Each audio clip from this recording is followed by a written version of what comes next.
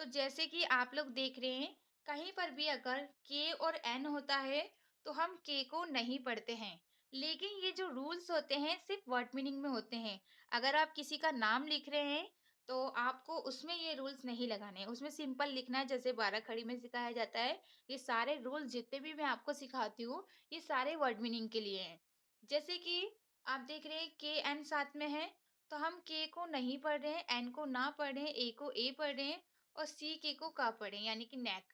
ए अगर बीच में होता है तो ए को ए पढ़ते हैं। उसके बाद देखिए, के एन है तो के को नहीं पढ़े, एन को ना पढ़ें और डबल ई को ई की मात्रा यानी कि नी। उसके बाद यहाँ पर भी साथ में है तो हम के को नहीं पढ़े, एन को ना पढ़ें, आई को छोटी ई की मात्रा पढ़ते हैं तो हमने यहाँ से छोटी ई की मात्रा लगाया, टी को टा यानी कि निट। उसके बाद नाइट में भी आप देख रहे हैं, के एन साथ में है तो हम के को नहीं पढ़ रहे, एन को ना पढ़ें, आई को आई पढ़ते हैं अगर एक वर्ड छोड़ के ई होता है। तो यहाँ पर हमने आई लिखते हैं ना, तो हमने क्या करा, आ का डंडा लगाया और ई लिखा है। एफ को हमने फा पढ़ा और लास्ट वाले ई को हमने नहीं पढ़ा। उसके बाद फिर से के एन है, तो हम यहाँ पर भी के को नहीं पढ़ रहे, एन को ना पढ़ें, ओ को ओ पढ़ते हैं अगर बीच में होता है ओ, और बी को बा पढ़ें, नॉब।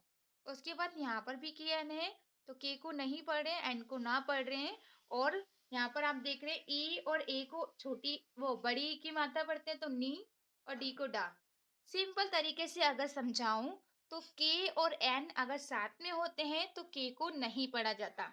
आपको समझ में आया? कि कहीं पर भी अगर जो लोग अभी लेट आए उन लोगों को मैं वीडियो सेंड कर दूंगी। ओके।